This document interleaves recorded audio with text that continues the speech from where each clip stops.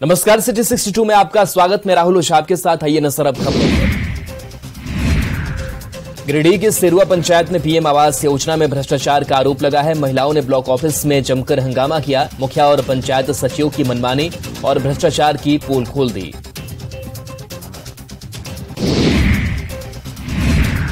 धनबाद के जमुआटाड़ हीरक रोड के पास जमीन विवाद में दो पक्ष में जमकर मारपीट हुई। दोनों पक्ष के एक ही जमीन पर अपना दावा ठोक रहे थे। घटना में निजितपुर के मुखिया फागू महतो और कन्हाई महतो घायल हो गए, जिन्हें अस्पताल में भर्ती कराया गया। वैशाली में सहदेई बुजुर्ग में छात्राओं ने आक्रोश मार्च निकाला। उन्होंने मणिपुर और बेगूसराय हिंसा के दोषियों पर कार्रवाई की मांग की। आक्रोश मार्च महाविद्यालय से शुरू हुआ, जो अंद्रांबर चौक से गुजरते हुए वापस महाविद्यालय पहुंचा। खगड़िया के परबत्ता पीएससी में स्वास्थ्यकर्मी और मरीज में झड़प हुई। बुजुर्ग मरीज ने ब्लड प्रेशर सही से जांच नहीं करने का आरोप लगाया है। उसने बताया कि मशीन ठीक होने के बावजूद गलत बीपी जांच की गई। स्वास्थ्यकर्मी पर लापरवाही का आरोप लगाते हुए उसे हटाने की मांग की।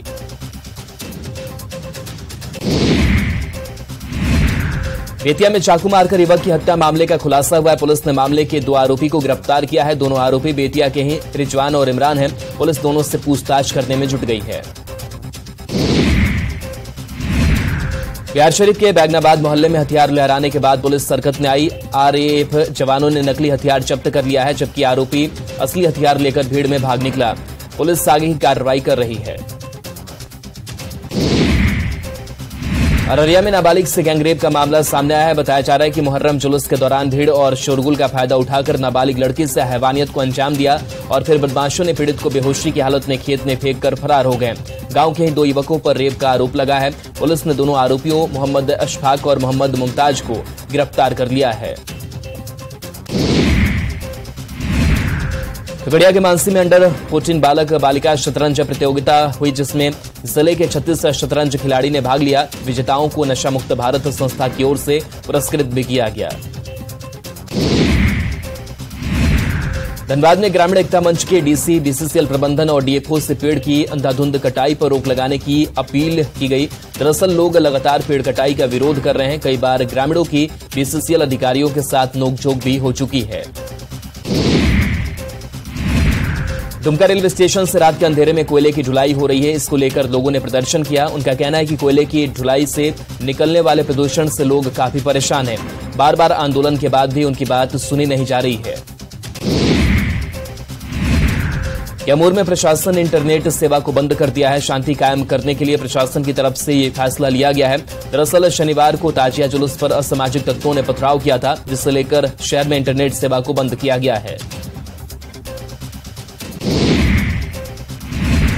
दरभंगा में स्थिति सामान्य होने के बाद इंटरनेट सेवा बहाल कर दी गई, लेकिन पुलिस तब भी सोशल मीडिया पर नजर रखेगी। बता दें कि मुहर्रम शुरू होते ही सांप्रदायिक तनाव बढ़ गया था, जिसके कारण जिले में इंटरनेट सेवा बंद कर दी गई थी।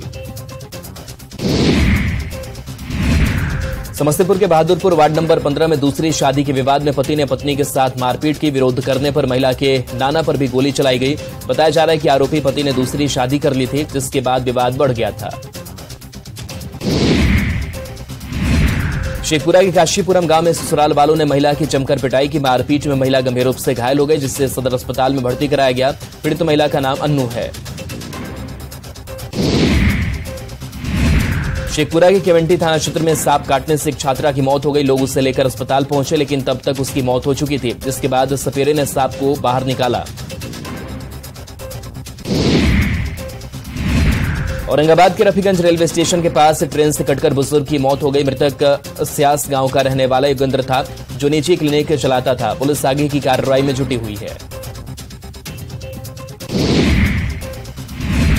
मुजफ्फरपुर के चमरुआ में दो बाइक की टक्कर हो गई, जिसमें एक की जान चली गई, जबकि दो की हालत गंभीर बनी हुई है। मृतक और घायलों की अब तक पहचान नहीं हो सकी है। जहानाबाद फिदा हुसैन रोड के पास नेहा नर्सिंग होम में डॉक्टर के राजन के पुण्यतिथि पर मेडिकल कैंप लगाया गया। इस कैंप में ईएनटी डॉक्टर आदित्य नंदन भी शामिल हुए और करीब मरीजों का मुफ्त में इलाज किया। साथ ही उन्हें मुफ्त में दवाइयां भी बांटी गई। बता दें कि 2020 में कोरोना के कारण डॉक्टर के राजन का देहांत हो गया था। जहानाबाद के फिदा हुसैन रोड में बारिश के बाद जलजमाव हो गया है, जिससे लोगों को आने जाने में काफी परेशानी हो रही है। लोगों ने इसके लिए नगर परिषद को जिम्मेवार ठहराया है। उनका कहना है कि नगर परिषद की लापरवाही के कारण हमें परेशानी हो रही है। मुंगेर के सेवायान हॉस्पिटल में 46 साल की एक विदेशी महिला की मौत हो गई। महिला 1 महीने से योगाश्रम में योग सीख रही थी। बेहोशी की हालत में उसे अस्पताल लाया गया। मृतक महिला बुल्गारिया की रहने वाली डेनियला थी।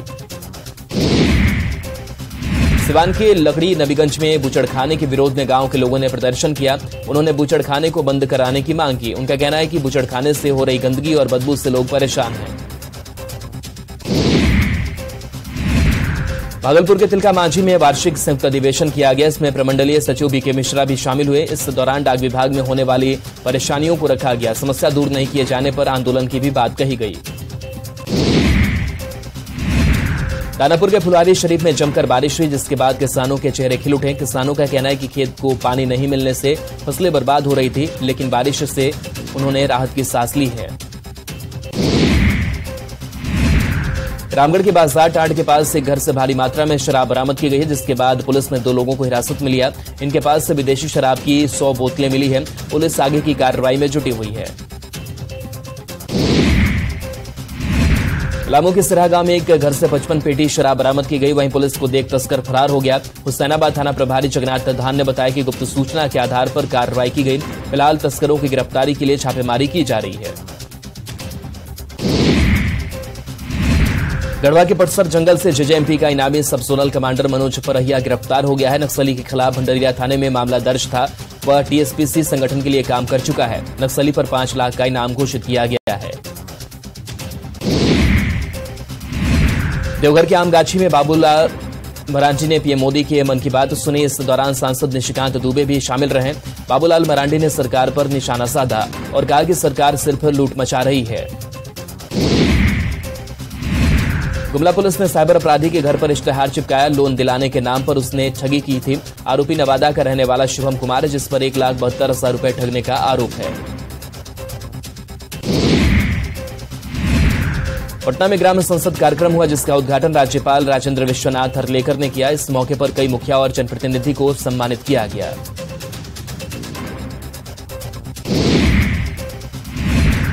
पटना में सावन महोत्सव की धूम देखने को मिल रही है। सावन के गीत पर महिलाओं ने जमकर डांस किया।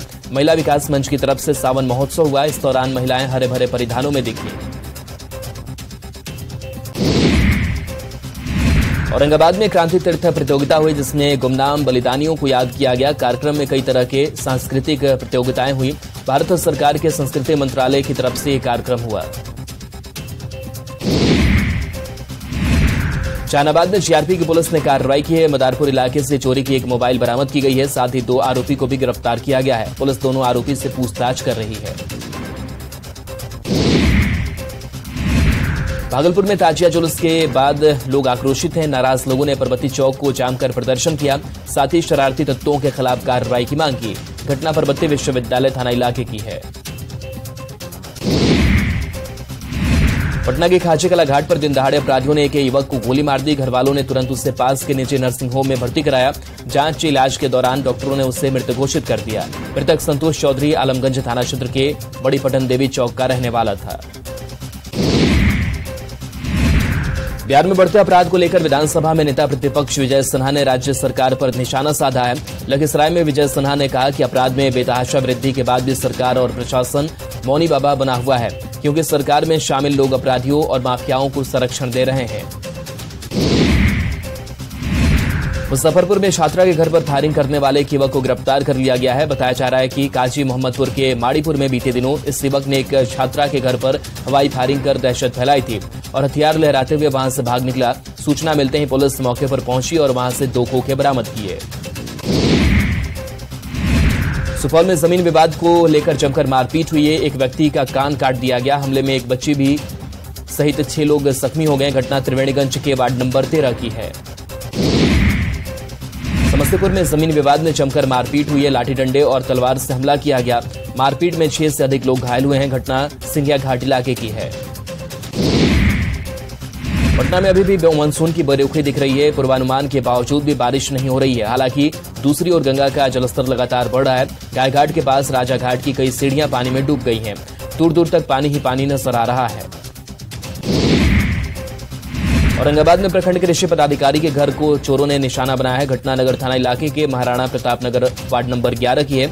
चोर ने घर के पीछे वाली खिड़की में लगे लोहे का ग्रिल को उखाड़कर कमरे में दाखिल हुए और उसके बाद कमरे का दरवाजा अंदर से बंद कर दिया और गोदरेज को लॉक तोड़कर उसमें रखी करीब 16,000 रुपए नकदी और करीब 20 लाख के जेवर चुराकर चंपत हो गए।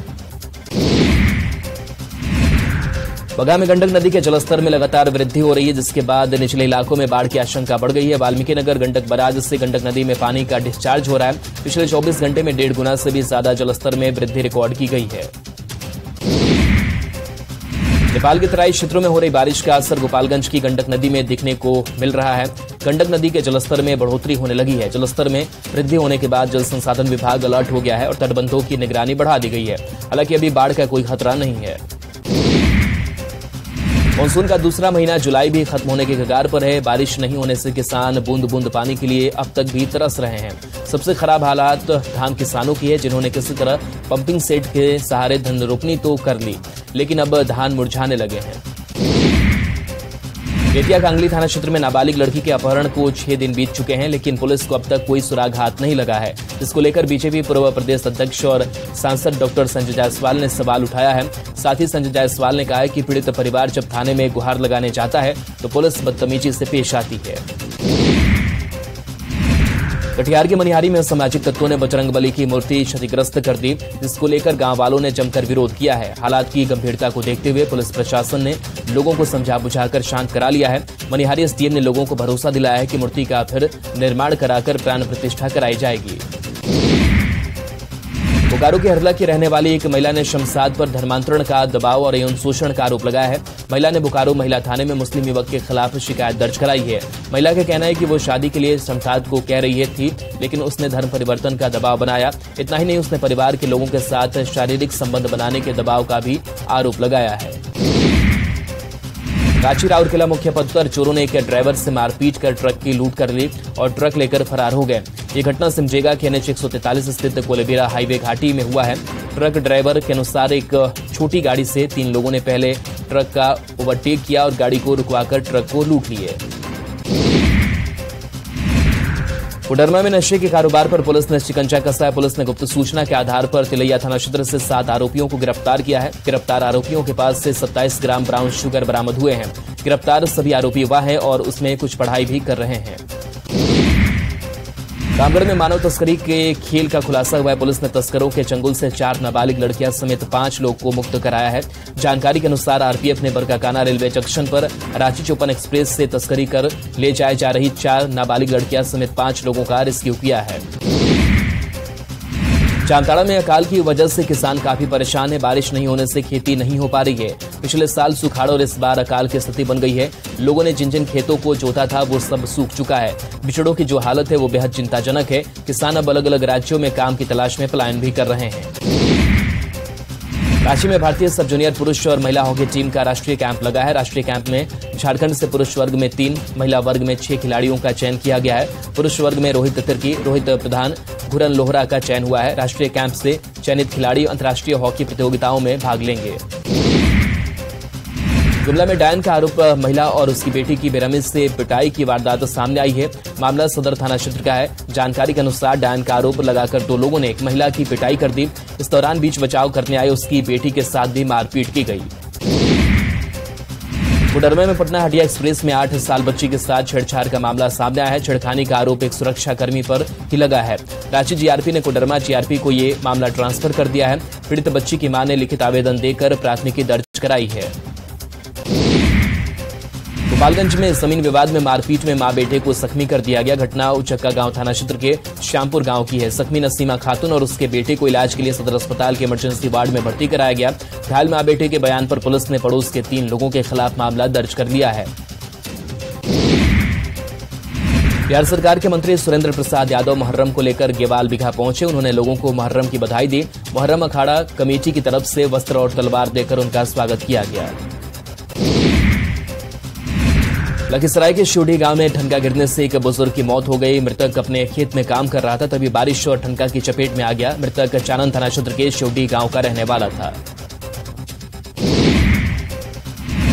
दरभंगा के विधायक संजय सरावगी ने सरकार और जिला प्रशासन पर सवाल उठाया। उन्होंने कहा कि पूर्ण प्रतिबंध के बावजूद मुहर्रम के जुलूस में डीजे बज रहा है। जुलूस में खतरनाक हथियार लहराए गए और बच्ची को जुलूस देखने के दौरान गोली लग गई। पटना सिटी के बाईपास थाना क्षेत्र में प्लास्टिक दाना फैक्ट्री में आग लग गई। आग के कारण इलाके में अफरा तफरी मच गई। लोगों ने पुलिस को सूचना दी, जिसके बाद दमकल की गाड़ी ने आग पर काबू पाया। कांग्रेस के राष्ट्रीय उपाध्यक्ष प्रदीप बालमुचु ने खूंटी में कार्यकर्ताओं के साथ बैठक। इस दौरान बालमुचु ने मणिपुर मामले को लेकर केंद्र सरकार पर हमला बोला। बालमुचु ने कहा कि कांग्रेस 3 अगस्त को जंतर मंतर पर धरना देगी और सरकार के खिलाफ प्रदर्शन करेगी। खूंटी में मुहर्रम के मौके पर ताजिया जुलूस निकाला गया। पारंपरिक हथियार के साथ युवा डीजे की धुन पर करबला पहुंचे। जिला प्रशासन की तरफ से सुरक्षा के पुख्ता इंतजाम किए गए थे। चौक चौराहे पर मजिस्ट्रेट की तैनाती की गई ताकि किसी भी तरह का हंगामा न हो सके। अमृत भारत स्टेशन योजना के तहत चक्रधरपुर रेल मंडल के मनोहरपुर स्टेशन का 6 अगस्त को प्रधानमंत्री ऑनलाइन शिलान्यास करेंगे। कार्यक्रम को लेकर तैयारियां अंतिम चरण में हैं। डीआरएम ने तैयारियों का जायजा लिया। दरअसल रेलवे की अमृत भारत स्टेशन योजना के तहत देश भर के कुल 500 रेलवे स्टेशनों का कायाकल्प होना है।